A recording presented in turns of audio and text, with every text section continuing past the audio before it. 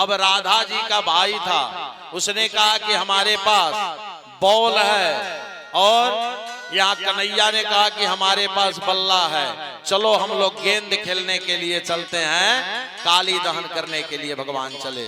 और गेंद खेलते खेलते जमुना में गेंद को फेंक दिए।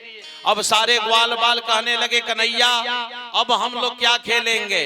भगवान तुरंत कदम के पेड़ पे चढ़ गए, और कदम के पेड़ पे चढ़ने के बाद भगवान ने कहा कि घबराओ नहीं, अभी मैं आप सबका गेंद लेकर के और आ जाता हूँ, अभी गेंद लेकर के आ जाता हूँ। ग्वाल बालों ने कहा नहीं लाला, अरे इसमें कालिया नाग रहता है, और तुम जाओगे तो तुम्हें छोड़ेगा नहीं, हम लोग को गेंद नहीं चाहिए, हम सब खेलेंगे नहीं। भगवान ने कहा क्यों चिंता करते हो, मैं जा रहा हूं ना, और अभी तुरंत जो है कि आप लोगों के लिए गेंद लेकर के और आ जाता हूं। लेकिन ध्यान दीजिएगा, जिसकी मृत्यु निश्चित हो जाती है उसको चाहे कोई भी हो उसको बचा नहीं सकता। अब आज कालिया नाग की भी मृत्यु निश्चित हो चुकी है। क्यों? क्योंकि आज उसका काल आ गया है। भगवान ने वही कदम के पेड़ से छलांग लगा दी, कहां? जमुना जी में, और नीचे चले गए। और कालिया नाग ने देख करके फुफकार भरा, क्योंकि 100 फन वाला वह कालिया नाग था।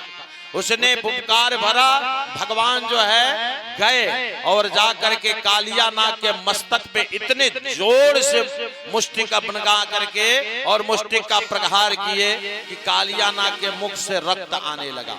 अब कालिया नाग ने अपने पूंछ से भगवान को पकड़ लिया, और पकड़ करके और पूरे उनके शरीर को जकड़ लिया। ध्यान दीजिएगा, सर्प जब अपने शरीर से पकड़ ले तो हड्डी को भी तोड़ सकते हैं। अब वह चाहा हड्डी को तोड़ने के लिए, लेकिन भगवान अपना विराट रूप धारण करने लगे। अब उसकी ही हड्डी टूटने लगी। कालिया नाग ने कहा कि यह मेरे साथ क्या हो रहा है। अब भगवान को छोड़ दिया तो भगवान कूद करके उसके मस्तक पे सवार हो गए और लगे तांडव करने। भगवान जब तांडव करने लगे तो उसका 100 मुख था, 100 मुख से रक्त निकलने लगा। अब कालिया नाग के 6 पत्नियां थी, सब पत्नी आकर के हाथ जोड़ करके भगवान का ध्यान करने लगी। भगवान ने कहा कि क्या हुआ, हमारा ध्यान क्यों करती हो, मांगो जो मांगोगी वो दे दूंगा। सारी पत्नियों ने कहा प्रभु आप हमारे पति के सर पे चढ़े हुए हो, आप सोचोगे कि हम पति का मुक्ति मांगेंगे तो हम लोग को मुक्ति नहीं चाहिए, आप केवल अपने पैरों का रज हमें दे दीजिए, अपने पैरों का धूल हमें दे दीजिए। भगवान ने कहा कितना चतुर हो तुम लोग, इस जमुना जी में हमारे पैरों का धूल मिलेगा कहाँ, वह धूल के लिए तो हमको बाहर जाना होगा, और जब बाहर जाएंगे तो तुम्हारे पति जो है ऐसे ही बच जाएंगे। कालिया नाग ने कहा लेकिन मैं कुछ पूछना चाहता हूँ। भगवान ने कहा क्या बात है, पूछ लो। कालिया नाग ने कहा कि प्रभु यह बताइए कि हमें किसने बनाया। भगवान ने कहा कि हमने बनाया। तो हमारे अंदर विष किसने दिया। भगवान ने कहा कि हमने दिया। हमें इतना क्रोधी किसने बनाया। भगवान ने कहा हमने बनाया। तो फिर आपने मुझे विष दिया और आपने हमें क्रोधित बनाया, तो हमारा कर्म है दूसरे को डसना और विष छोड़ना, तो फिर आप हमें मारते क्यों हो। भगवान ने कहा कि देखो यह वृंदावन है, और वृंदावन में जो जमुना है वह जमुना भक्ति का प्रतीक है, जमुना भक्ति का प्रतीक है। और जो भक्ति में दिखावा करता है, पाखंड करता है, उसे मैं छोड़ता नहीं हूँ। इसलिए ध्यान दीजिएगा, कभी भी भगवान के पूजन में अर्चन में दिखावा नहीं करना चाहिए।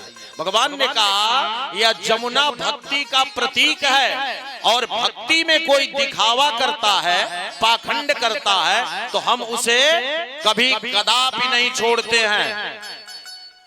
कालिया नाग ने कहा कि तब मैं क्या करूं। कहे कि तुम बाहर निकल जाओ, इस स्थान को छोड़ दो।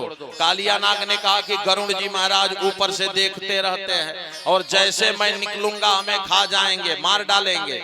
भगवान ने कहा कि चिंता मत करना, तुम्हारे मस्तकों पे हमारे चरण का चिन्ह जो है कि जो है इसलिए आपको कोई मारेगा नहीं।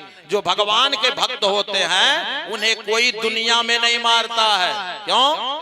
क्योंकि जाको राखे साइया, जाको राखे साइया, ताको कौन मिटाए। राम खेवैया जब बने तब नैया कौन डुबा। भगवान ने कहा कि जो हमारा भक्त हो जाता है, जो हमारा संत हो जाता है, जो हमारा मित्र हो जाता है, उसको कोई मारता नहीं है।